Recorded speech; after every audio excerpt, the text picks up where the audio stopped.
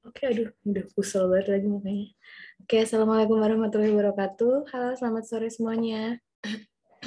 Waalaikumsalam warahmatullahi Waalaikumsalam. Sore, Mbak. wabarakatuh. Oke, hari ini aku bakalan bantuin Bu Yeni untuk ngisi kelas pengantar PR gitu ya. Jadi Ibu lagi berhalangan hadir, kemudian beliau minta tolong untuk aku menggantikan gitu. Sebelum perkenalkan, nama aku Dea Anindya. Aku dari Ilmu Komunikasi juga, angkatan 2015. Dulu PR juga, dan udah beberapa kali dapat kesempatan untuk jadi asisten dosen Ibu Yeni untuk membantu beliau menjelaskan materi gitu ya. Oke, langsung aja. Sebentar aku buka materinya dulu. Tuh, tuh, tuh, tuh, tuh.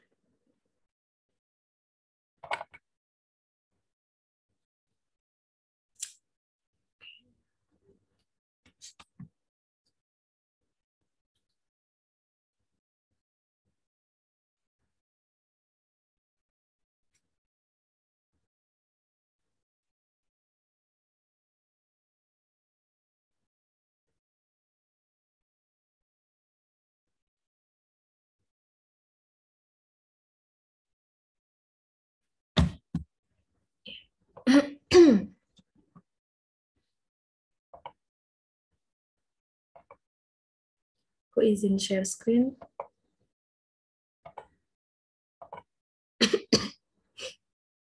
Oke, udah kelihatan belum teman-teman? Udah ya? Sudah. Sudah, Mbak.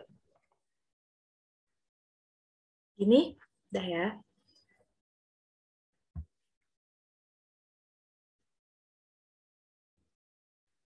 Sebentar ya guys.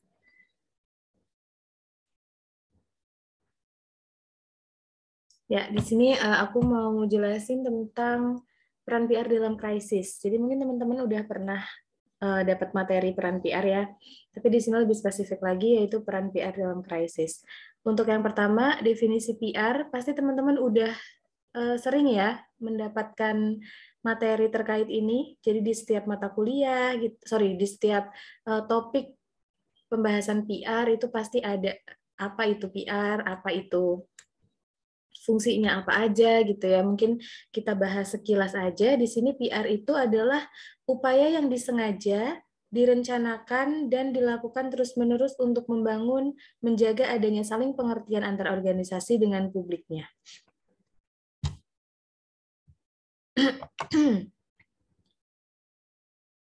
Oke. Kemudian di sini juga ada ya PR sebagai fungsi manajemen yang mengevaluasi perilaku. Bentar ya guys.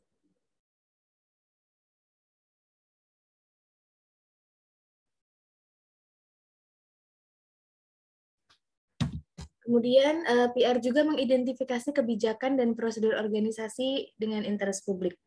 Lalu yang selanjutnya melaksanakan program tindakan komunikasi untuk mendapatkan pemahaman dan pengertian publik. Nah, ini bisa dibaca ya teman-teman. Nanti bisa dibaca sendiri karena PPT-nya nanti akan diberikan. Ya, PR adalah seni dan ilmu sosial untuk menganalisis kecenderungan, memprediksi konsekuensi, menasihati para pemimpin, melaksanakan program yang direncanakan. Nah, di sini aku akan jelasin ya, kenapa PR itu dibilang sebagai seni gitu ya.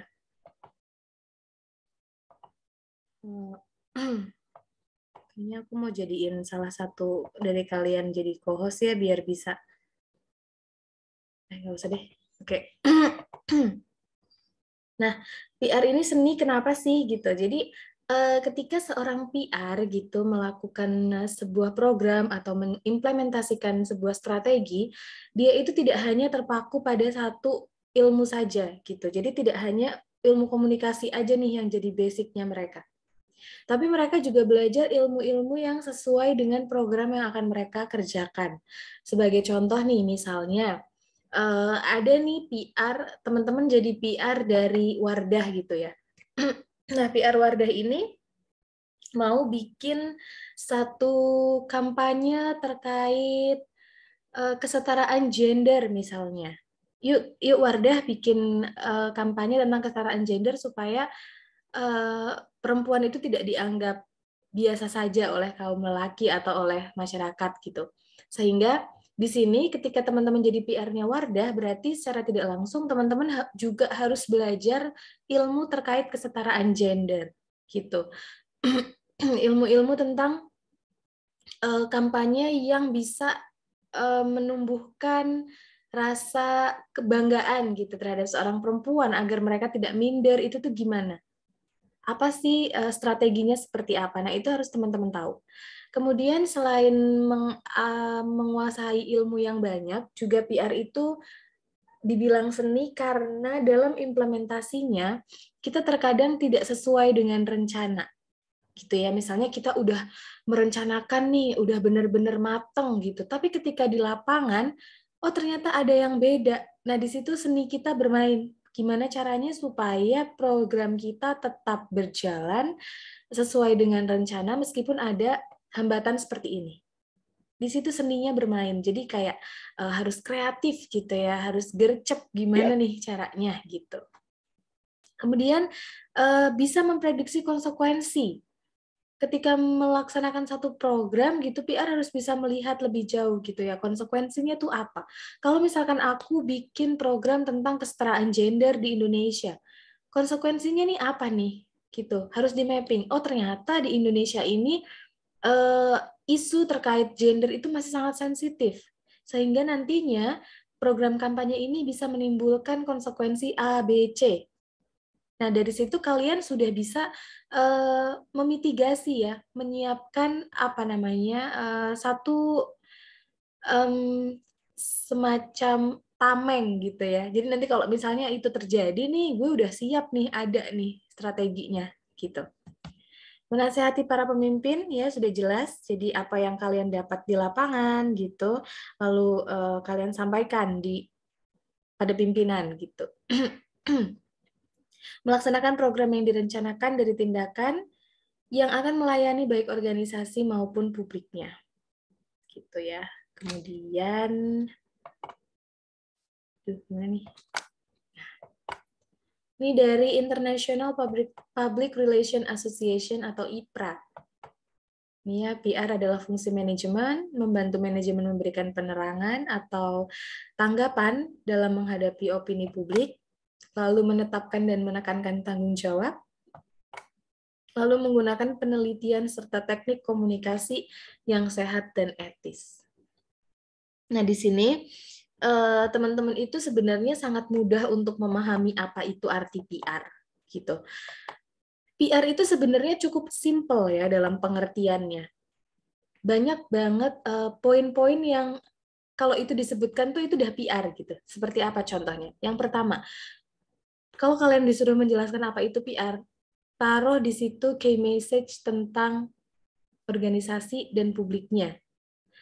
Tentang menjaga komunikasi organisasi dan publiknya, itu PR. Kemudian PR juga yang menjadi jembatan antara organisasi dan publiknya. Kemudian PR juga yang menjaga dan membangun reputasi perusahaan. Jadi arti, pengertian, definisi itu PR tuh deket-deketan sama itu. Kita cuma muter-muter di situ. Opini publik, opini positif, kemudian engagement, dan apa namanya implementasi kegiatan. Itu biasanya PR. Gitu. Ini di sini ya fungsi manajemen menegaskan bahwa komunikasi dalam kegiatan PR sangat penting. Kemudian komunikasi itu dua arah, dari organisasi ke publik, begitupun sebaliknya. Jadi PR yang jaga nih gitu. PR yang menjadi penengah, yang menyampaikan. Jadi kalau jadi PR nih, kalian harus turun ke lapangan gitu ya. Kalian lihat nih di lapangan seperti apa. Oh, di lapangan ternyata publik sedang membutuhkan bantuan air bersih misalnya. Nah, nanti kalian bawa nih ke organisasi, ke manajemen, kalian sampaikan, Bapak, Ibu, menurut penelitian kami, ternyata di lapangan itu masyarakat membutuhkan air bersih. Nah, bagaimana kalau program kegiatan perusahaan kami terkait dengan air bersih? Sehingga keberadaan perusahaan di antara masyarakat itu kayak seolah-olah menjadi satu berkah gitu ya untuk masyarakat. Sehingga masyarakatnya ini percaya nih sama perusahaan kalau oh iya nih perusahaan ini sangat-sangat memperhatikan kita sebagai masyarakat di sekitarnya gitu. Sehingga terciptalah opini yang positif. Gitu. Kemudian nah ini ya, hubungan dengan berbagai publik sangat penting untuk selalu dipelihara. Sehingga akan tercipta pengertian bersama dan menciptakan hubungan yang harmonis. Jarang ada konflik, terus kalau misalnya perusahaan kita lagi bikin event atau bikin program, didukung sama masyarakat, gitu ya, itu kan enak. Gimana caranya supaya bisa sama-sama enak, ya itu tadi, komunikasinya dijaga. Nah, di sini ada C dalam PR. Ini tuh kayak, apa ya, bukan satu keharusan, tapi at least ketika sebagai PR, kamu bisa memiliki ini. Kayak gitu. Yang pertama adalah credibility. Seorang PR kenapa harus kredibel? Karena PR adalah wajah perusahaan.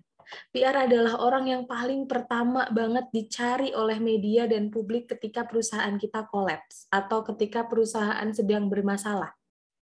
Pasti langsung dicari, mana nih humasnya, mana nih PR-nya, tolong dong kasih penjelasan ke kita. Gitu. Kayak misalkan teman-teman suka K-pop nih, di sini pasti ada yang suka K-pop ya. Misalnya salah satu artis kena skandal gitu ya.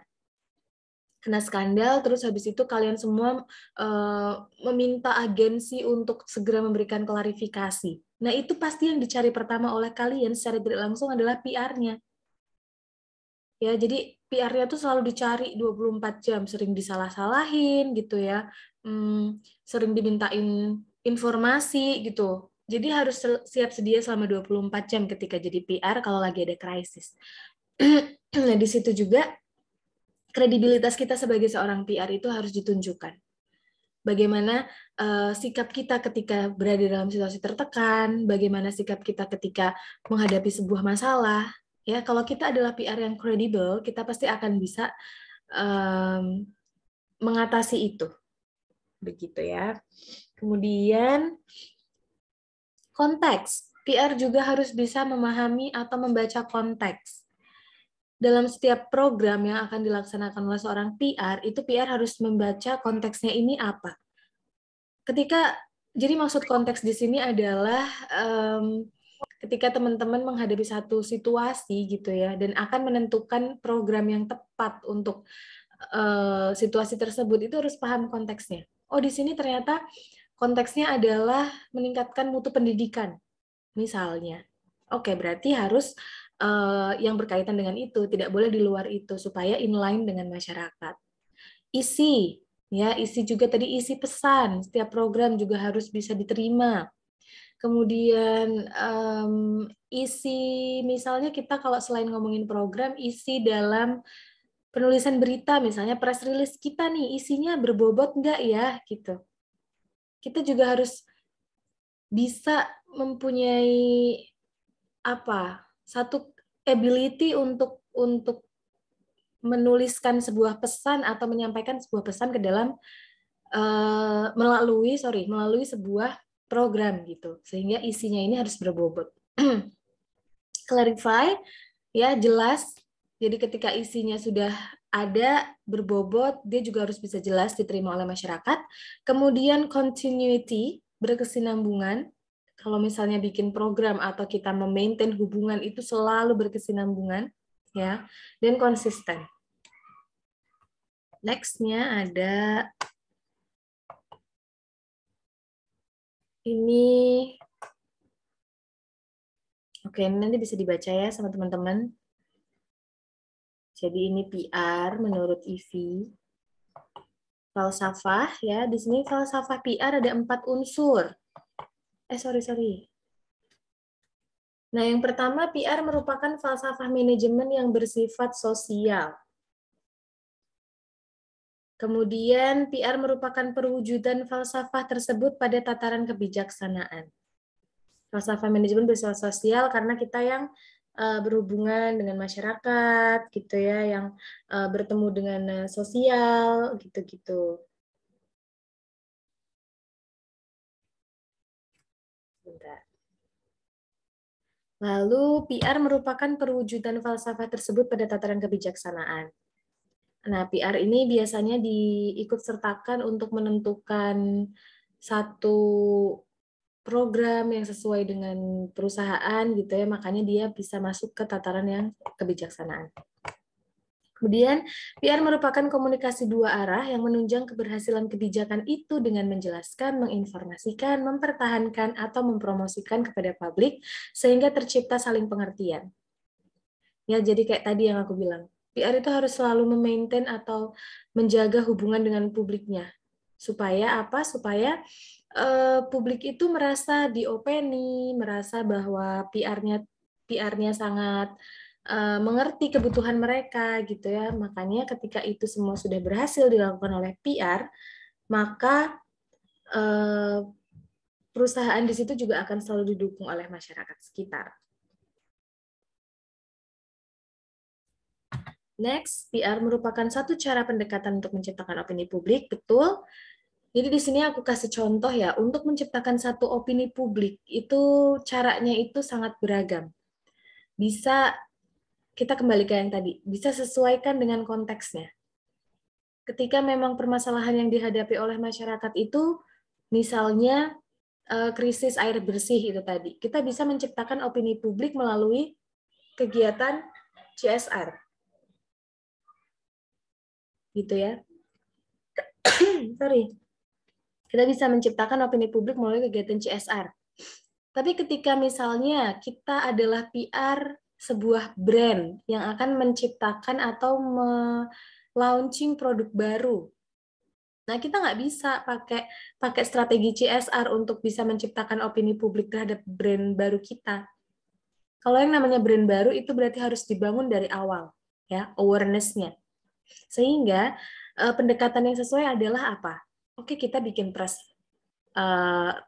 conference misalnya, atau kita bikin event launching produk, lalu kita kampanyekan gitu. Pokoknya intinya dibangun dulu pengetahuan publik terhadap produknya, itu dibangun dulu, sehingga dari situ terciptalah opini publik, ya.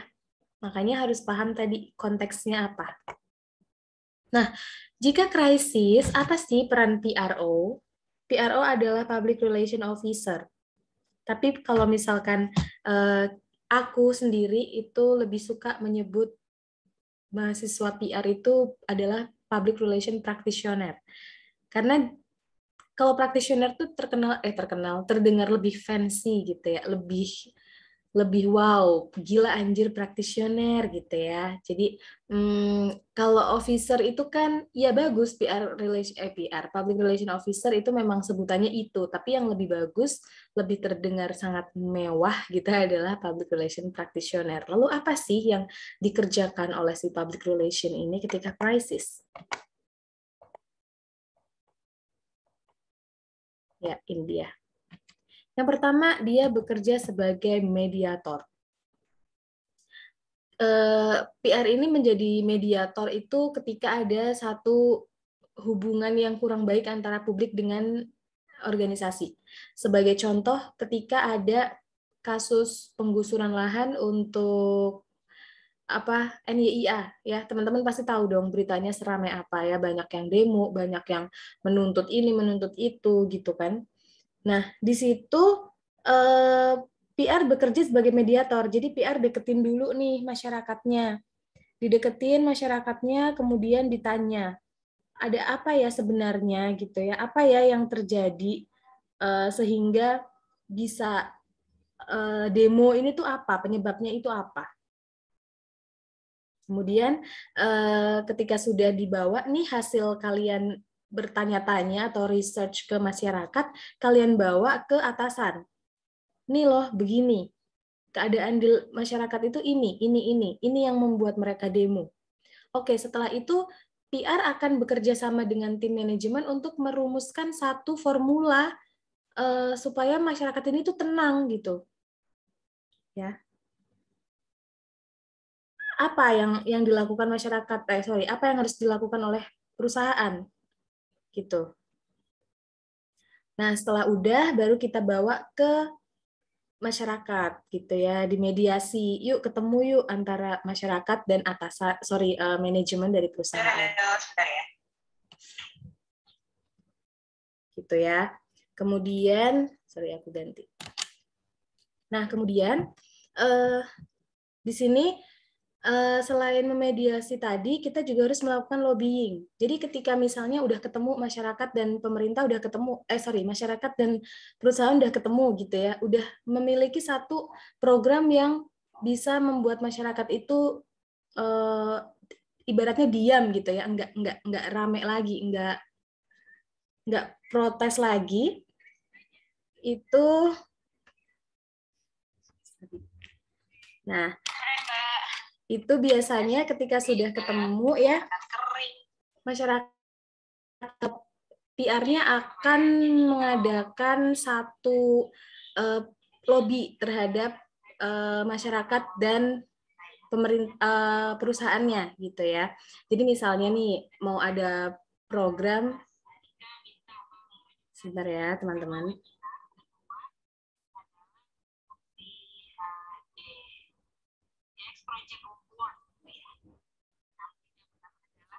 Ya, oke. Nah, jadi gini, misalnya teman-teman adalah mediator, tadi udah ketemu ya, mediasinya udah ketemu, masyarakat udah tahu program organisasi apa, organisasi juga udah tahu nih masyarakatnya butuh apa, ketemu satu program, tapi ketika pelaksanaan program itu ada masalah, gitu ya, misalkan, oh ada satu kebijakan yang ternyata sangat sulit untuk ditembusin gitu, di situ PR melakukan lobbying. Di situ PR melakukan lobbying, ya. Mereka melakukan negosiasi. Misalnya pemerintah ini berat gitu dalam memberikan izin gitu, misalnya berat gitu ya, sehingga PR-nya yang masuk gitu. Bapak Ibu mohon maaf, boleh nggak kita dibantu untuk segera memberikan ACC nih ke program kita. Kita melakukan program ini untuk masyarakat loh. Dampaknya ini. Jadi dilakukan lobbyingnya seperti itu, ya. Kemudian selain itu juga merencanakan program PR yang tepat, ya kayak tadi. Apa yang sesuai dengan kemauan masyarakat dan apa yang perusahaan memang akan buat gitu. Lalu yang selanjutnya mengembalikan kepercayaan publik. Jadi ketika sudah sangat hektik gitu ya, sudah sangat berat gitu ya masalahnya kayak NYIA kemarin, gimana caranya PR mengembalikan kepercayaan publik nih? Salah satunya dengan melakukan program PR. Apa? Contohnya, satu, CSR bisa. Jadi, kepercayaan publik akan kembali berangsur-angsur membaik. Seperti itu. Nah, dan menciptakan citra positif perusahaan, lalu menjaga loyalitas, ya. Nah, ini ada cerita ya dari 2 maskapai Malaysia. Nanti teman-teman bisa dibaca.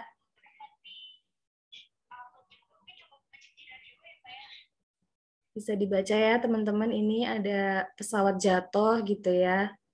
Sorry, aku harus skip. Nanti bisa dibaca. Mungkin nanti kalau teman-teman ada yang mau tanya, boleh bertanya di luar jam kelas ini ya. Mungkin nanti malam boleh akan aku jawab. Ini ya, nanti kita langsung ke sini aja. Contoh-contohnya. Oh, ada yang mau aku bahas deh sedikit. Nah, ini. Nah, salah satu yang bisa dilakukan oleh PR ketika krisis adalah kecepatan respon.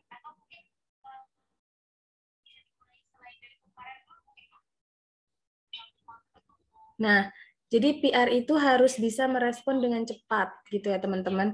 Karena kalau misalnya enggak cepat, enggak gercep, itu akan muncul hoax. Misalnya, akan muncul banyak berita-berita yang negatif, karena keduluan sama media, gitu ya.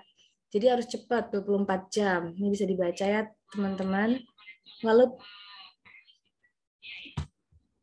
sorry ya teman-teman, aku jawab meeting sebelah dulu. Sebentar aja.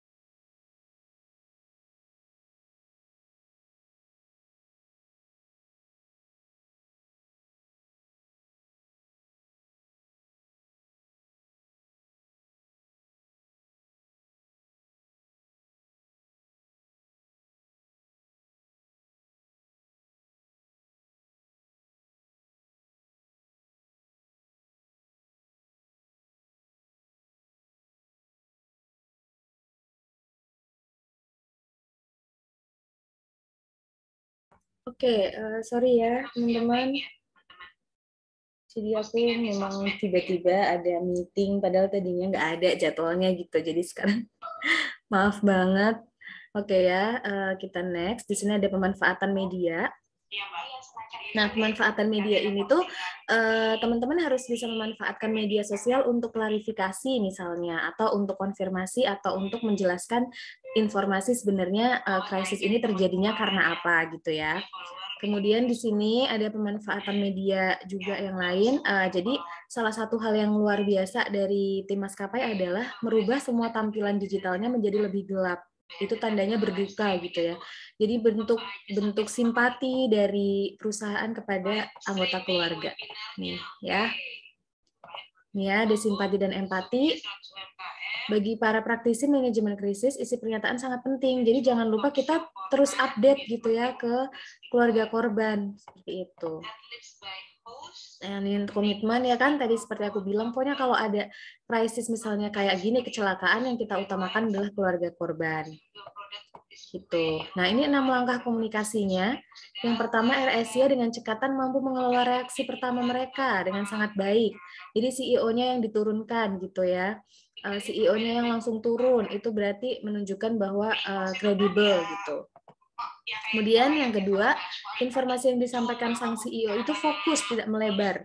Meskipun yang menyampaikan CEO, tapi di sini PR yang meramu gitu ya, meramu pertanyaan-pertanyaan atau pernyataan yang akan disampaikan itu PR yang bikin. Kenapa CEO yang maju? Karena supaya lebih terlihat bertanggung jawab gitu ya teman-teman. Lalu ketiga, RSC juga pandai menempatkan diri dalam berhubungan dengan berbagai pihak ya, koordinasinya bagus sehingga masyarakat itu selalu tenang dan satu pintu. Jadi kalau misalnya krisis itu harus ada satu orang aja yang menyampaikan informasi. Nah, ini keempat, melakukan dialog langsung ke keluarga korban ya, itu sangat bagus. Kemudian dilakukan terpusat ya kan, tadi aku udah bilang bahwa hanya ada satu pintu untuk kita bisa mendapat informasi. Kemudian langkah yang patut diacungi jempol yang lain yaitu penyediaan ahli psikologi untuk keluarga korban. Ya, bagus gitu. Jadi memang benar-benar diopeni. Tapi ada beberapa catatan, yaitu up to date informasinya itu masih kurang baik, kurang terstruktur. Kemudian treatment up to date-nya itu tidak dilakukan secara custom. Ya, jadi sorry ya guys.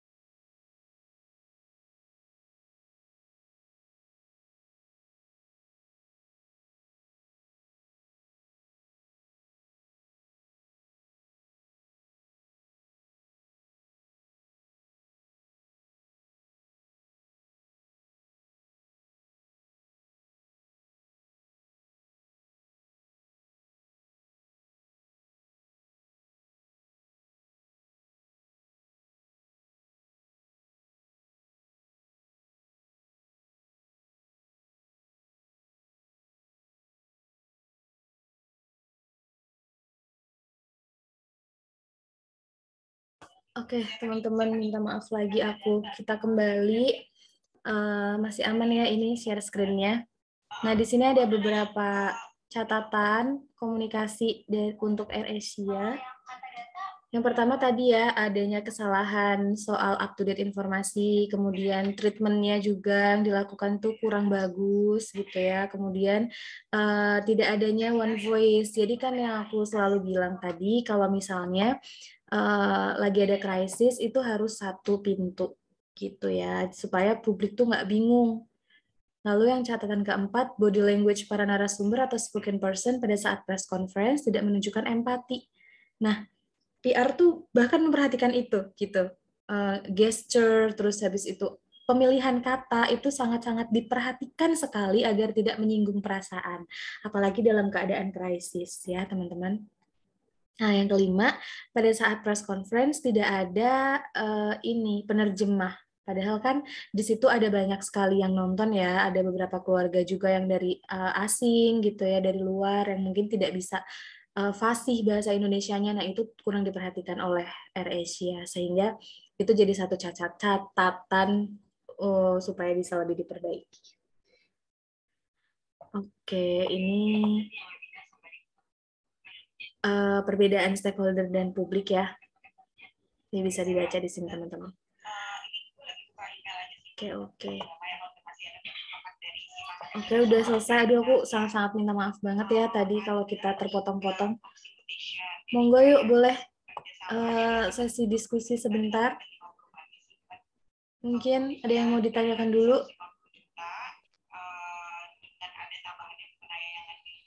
Ini mungkin teman-teman bingung ya, aku kerja apa gitu bisa disambi kayak gini. Jadi aku tuh di konsultan PR ya teman-teman, dan memang kalau di konsultan itu kita nggak bisa tahu jadwal kita meeting itu kadang sangat-sangat fleksibel gitu, tiba-tiba klien minta meeting langsung gitu ya, itu kita nggak tahu. Padahal aku sudah mengiyakan Bu Yeni juga ya sebelumnya karena slotnya masih kosong, tapi ternyata tadi sekitar jam 2 atau jam 1-an itu baru dikasih tahu ada meeting jam 4.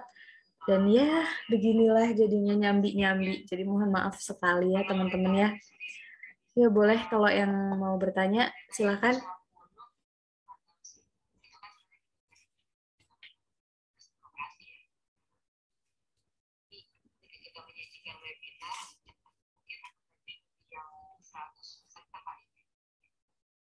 Mungkin aku rangkum ya. Jadi kalau PR itu pengertiannya apa sih? PR adalah satu manajemen fungsi yang bertugas untuk menciptakan hubungan baik antara publik dan organisasinya agar tercipta opini yang positif. Ya, kenapa PR dibilang seni? Karena pekerjaan PR itu sangat fleksibel dan sangat dinamis. Kita bisa belajar banyak hal, kita bisa belajar banyak aspek gitu ya, sehingga dibilang seni. Ketika menghadapi permasalahan juga di lapangan, di situ juga seni PR bermain. Gitu ya. Kemudian apa lagi tadi? Apa yang dilakukan PR?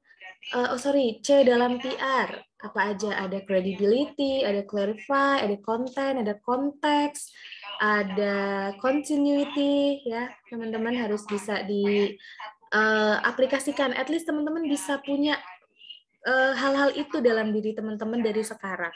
Gitu. Kemudian apa tadi? PR saat menangani krisis. PR saat menangani krisis harus bagaimana ya? Yang pertama harus responsif. PR harus 24 jam siap sedia menerima pertanyaan dari media, dari manapun itu.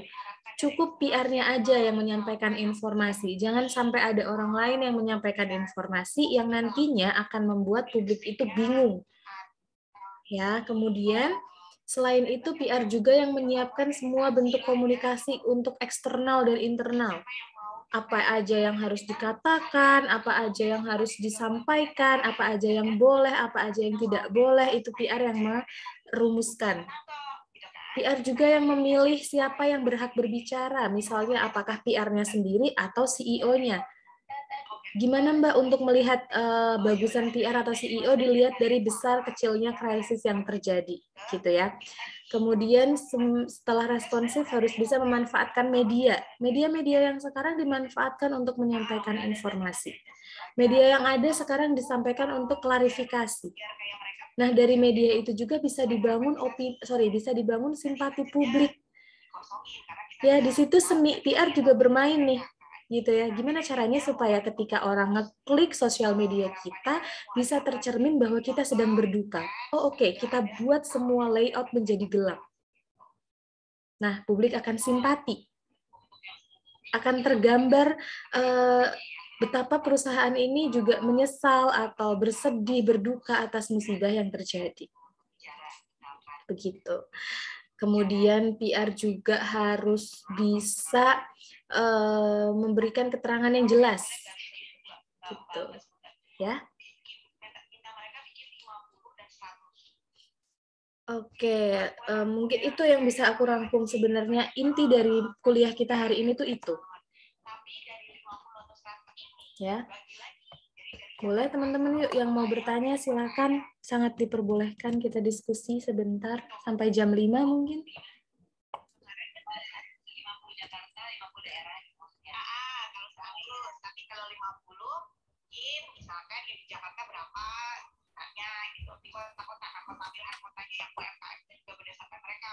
Penjelasan singkat mengenai sudut pandang PR dalam segi art.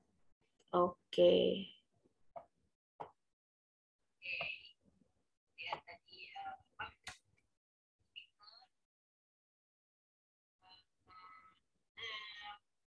Kegiatan di Desember gitu ya, teman-teman. Di Desember. Nah, kita di benefit ya, lebih ke benefit. Iya, betul. Benefitnya apa gitu. Baik, penjelasan singkat mengenai sudut pandang PR segi art. Ya, itu tadi ya. Jadi art atau seninya itu ada di situ.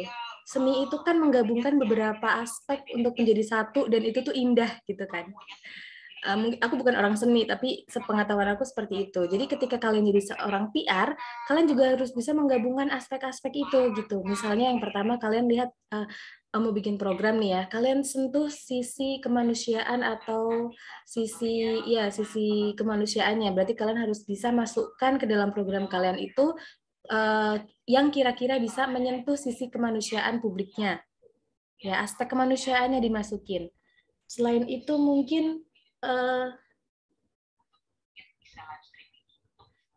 mungkin bisa juga dari sisi kreativitasnya.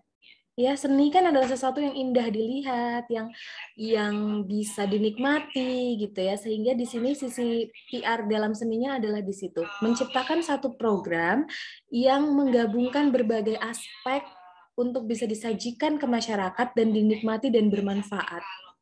Gitu. Jadi nggak cuma dari satu sisi komunikasi doang nih. Kita harus bisa masuk, yuk sisi kemanusiaannya kita sentuh.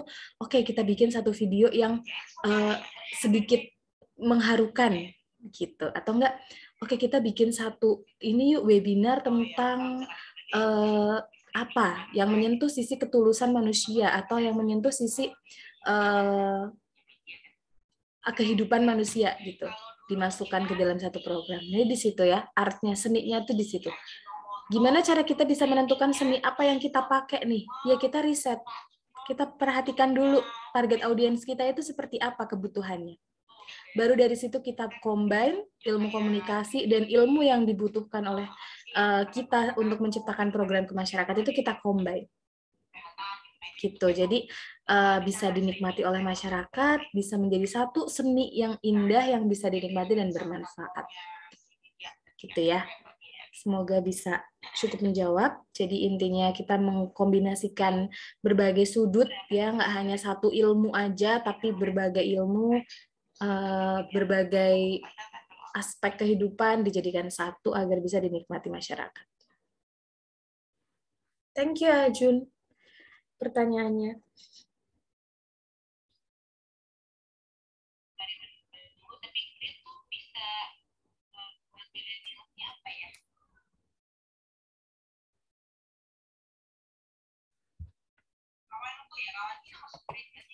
Ada lagi? Monggo.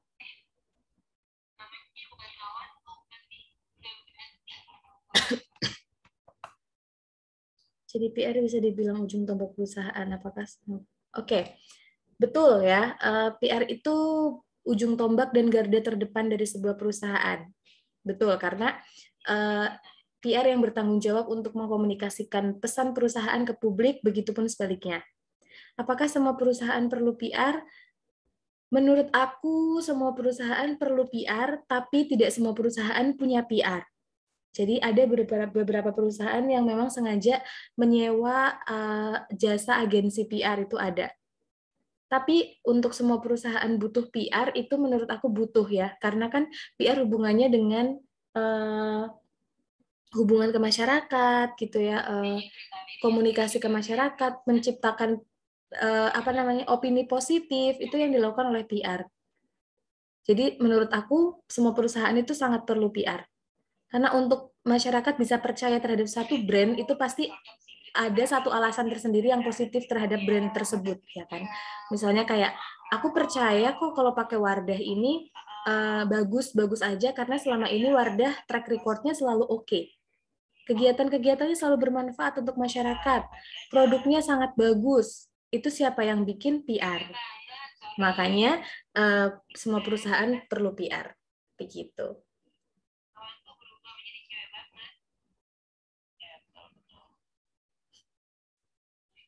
Terima kasih ya Guntur pertanyaannya. Boleh siapa lagi yang ingin bertanya?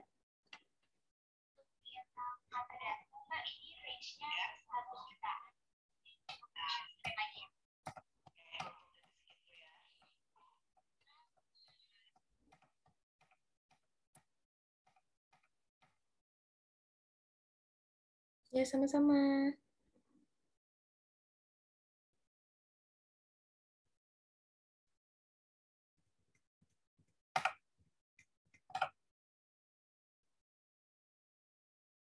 Ada lagi, monggo teman-teman.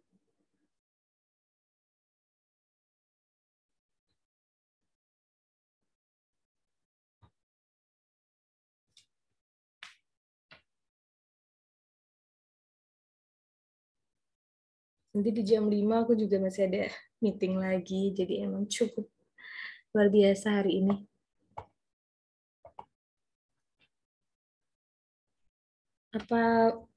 Apakah sudah tidak ada lagi yang ingin ditanyakan